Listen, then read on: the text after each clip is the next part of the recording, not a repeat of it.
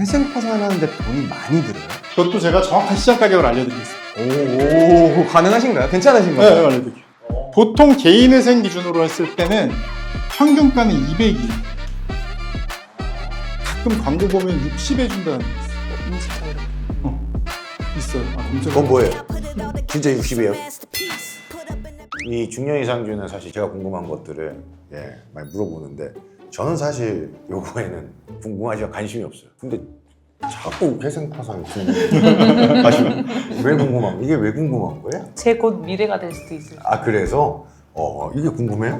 저는 궁금해요. 아 진짜? 아니 이게 저는 주변에 이렇게 된 분들이 좀 꽤 많아요. 꽤 많아요. 제 주변에도 있어요. 네. 왜냐면 연예인분들도 기사를 보면은 이 기사가 뜨는 분들이 있기 때문에 있기도 하고.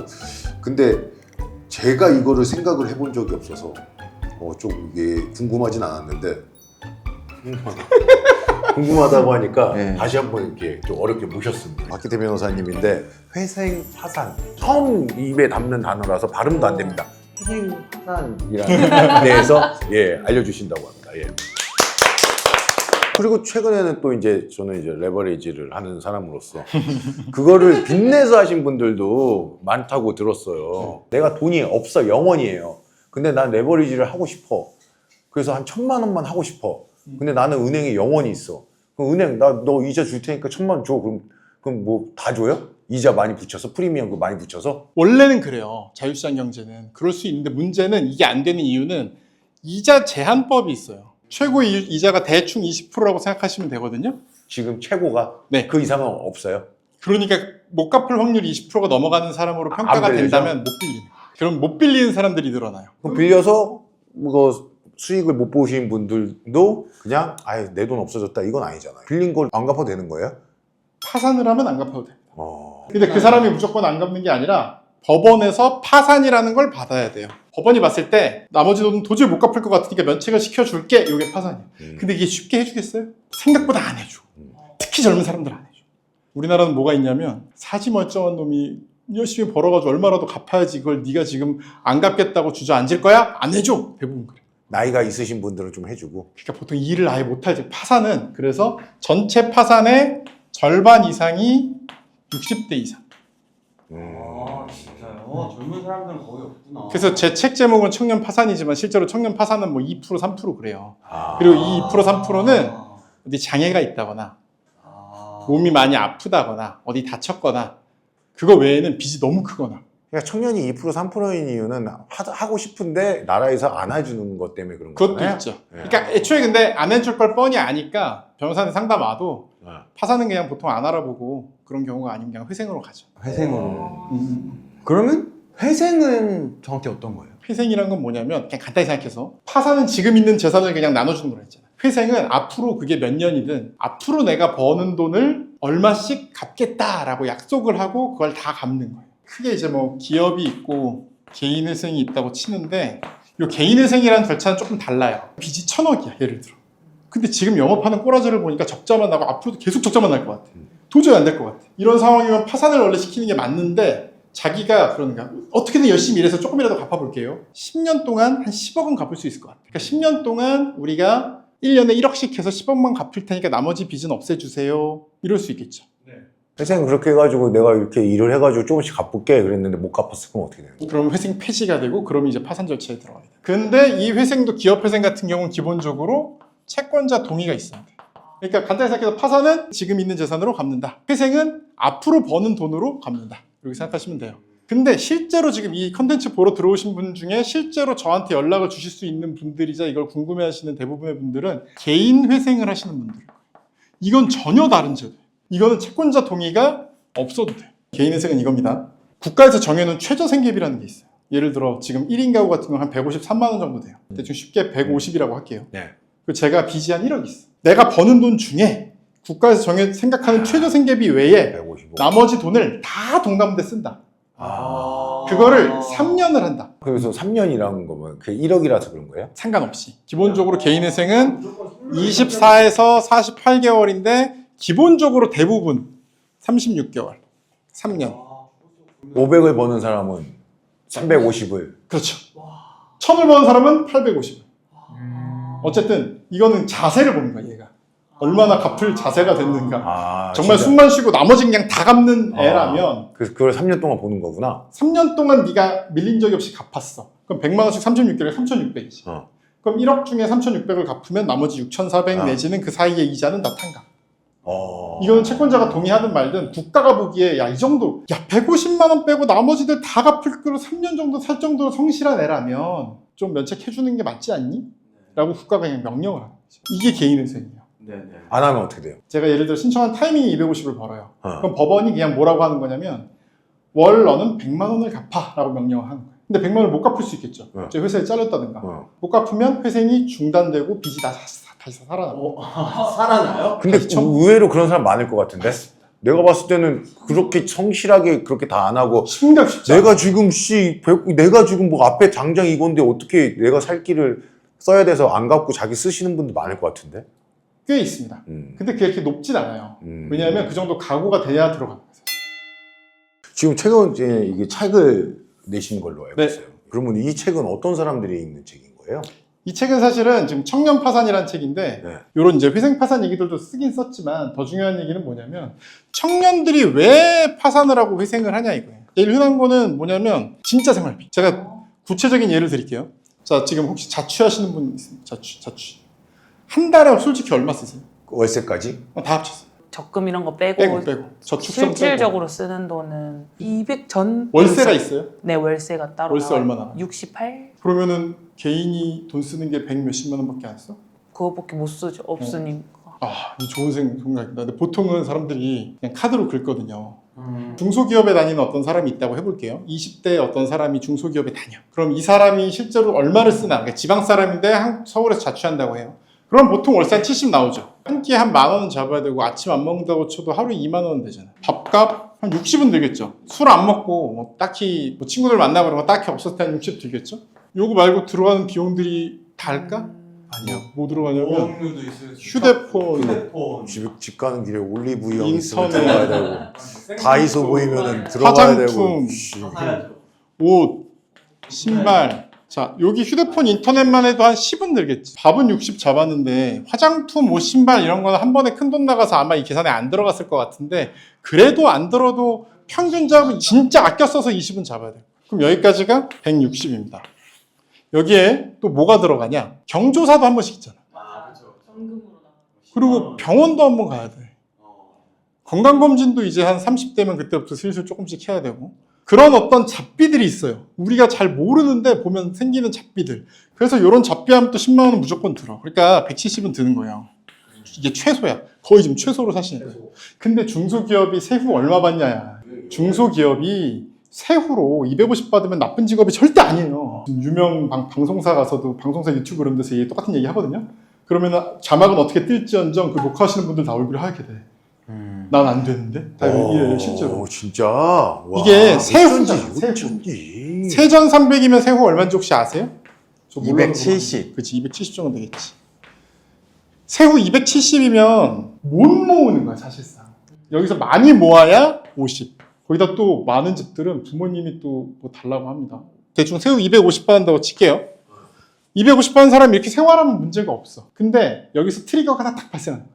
뭐냐? 일단 회사에서 잘려. 그럼 실업급여가 받죠. 그럼 여기서 마이너스 한 100 나오는 거야. 그렇게 3개월 살면 카드값이 300 정도 쌓여. 300 아무것도 아닌 것 같지. 카드값은 변제기가 1년 뒤, 2년 뒤가 아니라 다음 달까지 갚아야 되잖아요. 그러니까 리볼빙하고 현금 서비스 받고 현금 서비스 받아서 돌려막기하고 이렇게 되면 이 상태에서 뭐 회사를 잘렸거나 아니면 회사 잘린 게 아니라 회사가 어려우니까 급여를 뭐 밀렸거나 이런 것 때문에 어버버 하면 마이너스 1000이 돼. 1000만 원이 돈이야 이렇게 생각할 수 있거든요. 근데 갚을 수가 있어야지. 못 갚잖아. 그럼 어떻게 해야 돼요? 그 방법이 나와 있는 거예요? 청년 파산에는 그래서 이미 너희들이 설명을 해드린 거야. 청년들이 이런 상황이라는 거를 일단 얘기를 해주는 거죠. 그리고 이제 청년 문제라고 하면 보통 크게 말하는 문제가 이겁니다. 요즘에 많이 나오는 게 쉬었음 청년 문제, 그 다음에 사치 문제, 그 다음에 범죄 문제, MG 조폭이라든가 보이스피싱 연루라든가 범죄 문제도 얘기하죠. 그 다음에 또 얘기하는 게 투자 문제, 비투나 영끌, 좀 모험적인 투자. 주식 같은 경우에 20대 남성이 전체 수익률이 제일 낮거든요. 아 진짜요? 이 문제가 왜 발생했냐? 이 이유 때문이야. 내가 돈을 벌어도 빚 갚기에 허덕거리고 돈을 못 모아. 그리고 돈을 모아도 자산이 오르는 속도를 못 따라가. 사회가 발전할수록 어떤 현상이 항상 벌어지냐면 자본 수익이 노동 수익을 한참 넘어가게 되는 시점이 옵니다. 선진국이 되면. 그렇게 되면 어떤 현상이 또 필연적으로 발생하냐? 빈부격차가 심해지고요. 노동 의욕이 상실돼. 그래서 회생하게 되는 이유들이 제가 몇 가지 써놨는데, 회생하게 되는 이유들 보면 제가 그 책에서 하는 얘기가 지금 청년들은 이런 문제를 겪고 있으니까 이런 문제 때문에 파산을 하게 되니까 정책적으로도 좀 청년들한테 좀 너그럽게 봐주고 뭐 해라 뭐 이런 얘기가 더 많긴 합니다. 청년들하고 제가 얘기를 많이 해보는데 본인이 회생이나 파산하면 인생 끝나는 줄 알고 안 하는 사람들이 많아요. 근데 내가 빚이 한 5천 되잖아요. 그럼 해야 돼. 저 여러분 이거 보시는 분들 여기 밑에 댓글에 악플 쓰셔도 되니까 쓰시고 나서 신청하세요. 진짜로. 그 분들이 어떻게 해야 되는지도 얘기를 해주셔야 될 것 같아. 지금 내가 빚이 한 5천 됐어. 5천 됐는데 갚기가 어려운데 어쨌든 뭐 대충 이제 지나가고는 있어. 그럼 여러분이 하실 수 있는 게 크게 뭐가 있냐면 회생, 파산, 신용회복위원회, 자체 채무조정. 일단 여러분 아무도 모르시는데 자체 채무조정부터 먼저 하세요. 은행에서 빌렸는데 못 갚겠어. 그럼 은행 창구에 가서 저 자체 채무조정 신청합니다라고 하잖아요. 그럼 깎아줘. 응? 은행이 알아서 깎아줘. 진짜로 있어. 아무도 몰라. 아무도 몰라. 근데 이런 걸 가르쳐줘야지. 그러면 우리가 한번 보고 아 진짜 어려우시겠네. 그럼 우리가 이자는 뭐 한 6개월 감면해드릴게요. 내지는 원금도 얼마 깎아드릴게요. 이렇게 해요. 특히 이자는 감면 다 해줘. 이런 거 회생파산 변호사들이 나오면 절대 이 얘기 안 해. 자기 장사해야 되니까. 근데 이게 무조건 우선입니다. 두 번째, 신복위. 신용회복위원회라는 건데 이게 뭐냐면 국가에서 만든 이런 위원회가 있어요. 근데 이 위원회는 국가에서 만들긴 했는데 구성원은 국가가 아니야.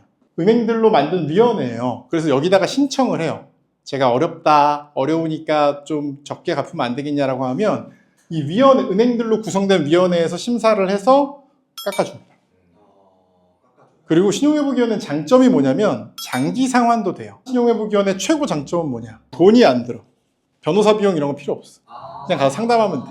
그래서 제가 이걸 2번이라고 한 이유가 뭐냐면 사실은 해보면 회생이나 파산 훨씬 유리하지만 일단 광고 보고 변호사한테 먼저 전화하지 말고 이거 보고 나한테 먼저 전화해도 되는데 다른 변호사한테 먼저 전화하지 말고 여기 전화하면 아 님은 회생하시는 게 나을 수도 있어요 이렇게 얘기해줘요. 그러니까 여기 먼저 전화해보시는 게 좋아. 근데 이제 회생파산 변호사들은 얘기 안 해. 네, 장사해야 되니까.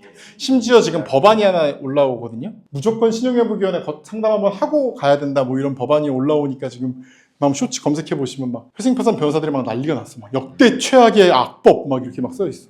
네 입장에서 역대 최악의 악법이겠지.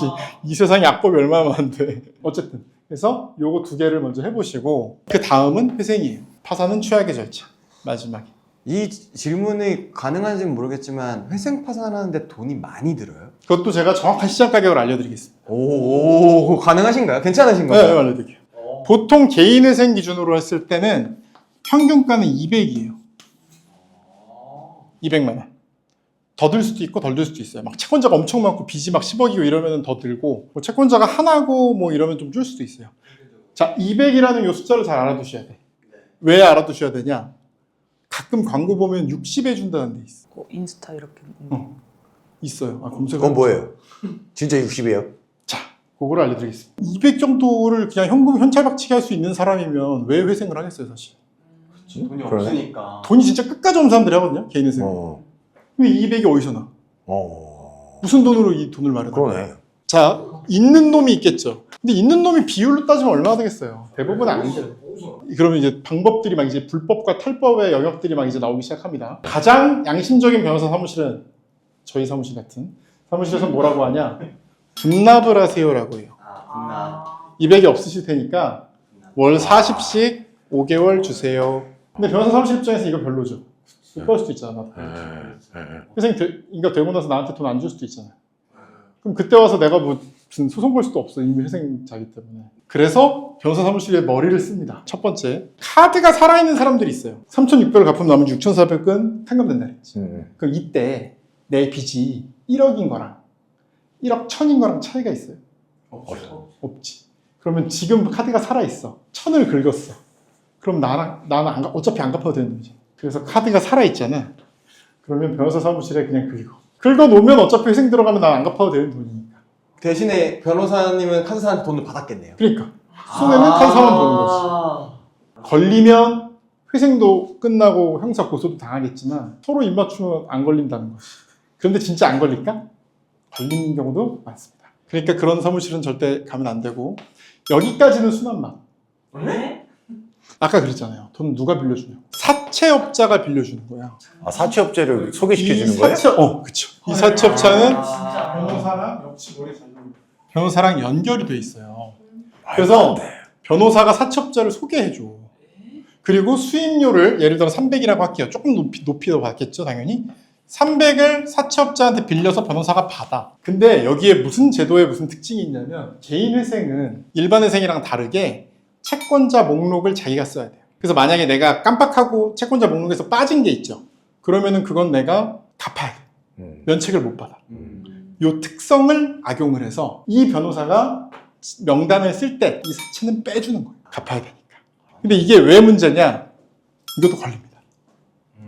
아까랑 똑같이 이 사무실은 요것만 하는 게 아니기 때문에 네. 한 건 걸리면 법원에서 이 변호사한테 한 사무실 쫙 털어봐요. 두 번째는 또 현실적으로 어쨌든 지금 당장이야 변호사비 내고 사채 쓰는 건 상관없지만 월 150으로 살아야 되는 사람이 120을 또 어떻게 내요? 그러니까 또 회생 들어간 상황에서 또 다른 사채를 쓰게 되고 또 빌려주게 됩니다. 그런 악순환이 생기는데 놀랍게도 사채업자가 메인인 곳도 있습니다. 어차피 이렇게 돌아갈 거면 변호사가 사채업자를 소개해 주는 걸 넘어서 사채업자가 돈을 내서 변호사 사무실을 만들고 변호사들을 고용해서 이름 부르고 그리고 또 이런 사무실들은 문제가 변호사가 만약에 아무것도 안 해서 그냥 손 놔버렸어. 그래도 문제 삼기가 어려워. 그 변호사인데 그런 일을 하는 사람들이 있습니까? 있죠. 사채업자가 만든 사무실에 제가 그럼 거기 들어가겠습니까? 하는 사람이 있어요? 당연히 있죠. 와. 이 두 분은 초등학교 때 신용카드 써본 적 있으세요? 없어요. 신용카드 처음 쓴 게 언제예요? 저는 대학 전 때? 작년. 내가 제일 느린 거야. 나는 30대 때 썼어. 아 진짜요? 그러니까 나는 다른 삶을 산 거야. 나는. 첫 딸이 이제 초등학교 3학년이란 말이에요. 우유 하나 사와라고 심부름 시켰어. 그때 제가 현금 줄까요? 카드 줄까요? 카드 주지. 근데 카드를 쓴다는 건 빚을 지는 거거든. 그러니까 요즘 사람들은 그냥 카드로 생활하는 게 몸에 배 있어요. 현금을 거의 안 만져본다고. 근데 빚을 낸다는 얘기는 아까 진짜 훌륭한 얘기를 하신 게 돈이 이거밖에 없으니까 이 안에서 쓰죠. 젊은 친구들이 못 그래요. 카드라는 거의 구조상 긁어놓고 월급은 계좌를 스쳐가고 약간 심지어 가끔은 마이너스 나고 뭐 이러는 게 사실 젊은 사람들의 그래서 제가 이제 개인회생을 하면서 월 150으로 생활하는 사람들을 보잖아요. 150으로 사는 거 진짜 힘들어요. 근데 3년을 150으로 살잖아요. 그 뒤에 돈 모아. 습관이 바뀌어서 150만 원으로 생활하는 경우를 한 3년 하잖아요. 물론 한 7, 80%는 다시 카드로 돌아갑니다. 신용카드에 대해 얘기를 하자면 저는 33살에 처음 신용카드를 만들었어요. 개그맨이 되고 나서도 그러니까 내가 쓰고 한 달 뒤에 내는 그런 시스템을 나는 인생에 나는 없다. 내가 쓰고 그거를 체크카드 아니면 현금으로 그렇게만 살았지. 개그맨 26세 됐어요. 근데 돈을 벌었어도 33세 그게 무서워서 안 했어. 근데 요즘 친구들은 그걸 하기 때문에 저런 일이 있는 거고 나는 150 저거를 어떻게 살았지? 나는 어떻게 살았지 생각해 보니까 나는 코미디언을 꿈꿨으니까 지망생이니까 극장에서 하루에 3,000원짜리 식권 주면 그거 받고 극장에서 잤어. 극장에서 씻고. 그러니까 그 150이라는 수치를 이해를 못 했던 거야. 그러니까 나는 그냥 식권 주면 거기서 자고 거기서 한 달에 한 30만 원 주거든? 그 30만 원으로 옷 사고 뭐 이렇게 하면 충분했거든.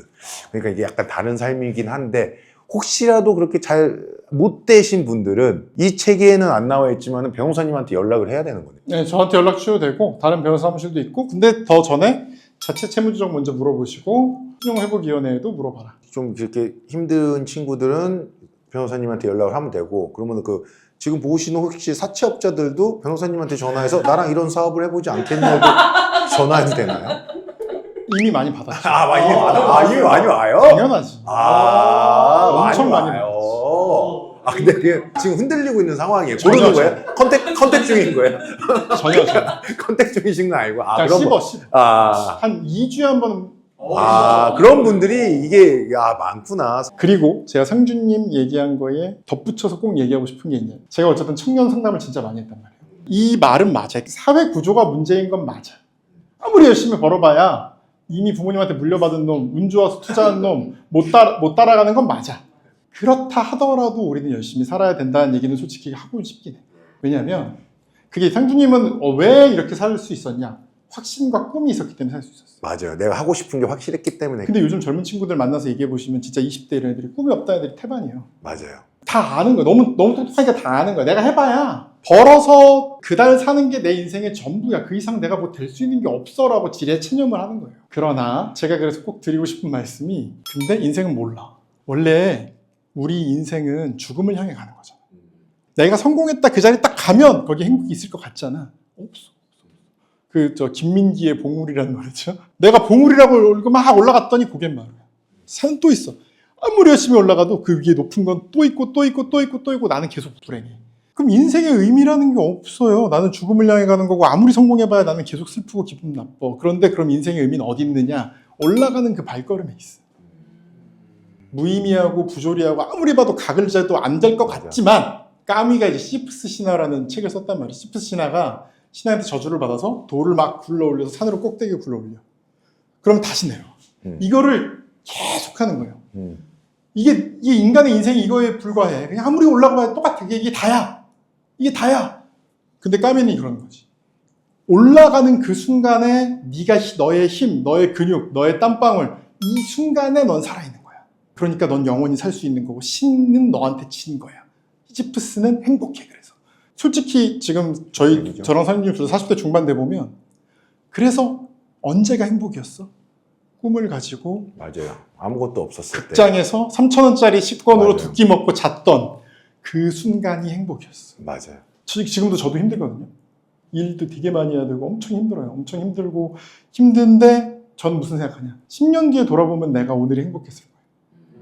여러분 이렇게 막 인생 막 계획하고 살지 말고 지금 들어오는 기회만 잡고 그냥 오늘 할 수 있는 일 하고 오늘 잠들면 그게 나의 삶의 유일한 기회고 목표다. 이런 얘기도 청년들 파산 얘기하면서 이런 얘기도 좋지만 사회적으로 문제라는 얘기 꼭 하고 너희가 잘못한 거 아니야 라고 얘기는 해주고 싶지만 그럼에도 불구하고 살아야 된다는 얘기 한마디는 꼭 해주고 싶어서 마지막에 붙여봤습니다. 알겠습니다. 예, 오늘 너무 좋은 얘기를 많이 해주셔가지고 네. 정말 긴 시간 들었습니다. 예. 파산 회상을 생각하시는 분들 그리고 또 청년 여러분들이 좀 힘을 내시고 좀 이렇게 살았으면 좋겠습니다. 예. 그럼 오늘 또 나와주셔서 너무 감사합니다. 또 필요하신 분들은 또 책도 많이 또 구매해서 읽어보시고 또 앞으로 또 청년들이 위한 또 울림이 있었던 분들 그 책도 나온다니까 많이 관심 가져주시면 고맙겠습니다. 제가 말하면서 약간 틀린 부분들이 있었을 수 있는데 너그러이 넘어가 주시고 그리고 저 댓글로 분명히 굉장히 많은 악플이 달릴 거라고 생각하는데 그 악플 중에 분명히 이거 달릴 거거든요. 야 나는 졸라 열심히 갚고 있는데 안 갚는 놈은 뭐냐 이런 거 달리거든요.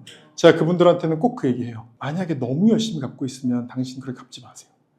그러다가 너무 열심히 갚아서 막 낮에 회사 일하고 저녁에 대리 뛰고 이러면서 열심히 갚는 건 위대한 일인데 그러다가 건강을 해치거나 사고를 당하거나 아니면 회사에서 잘리거나 그러면 그거 오히려 더 안 좋은 겁니다. 제도가 있는 거 이용해서 줄이시고 재기하시면 됩니다. 죽어야 살아날 수 있어.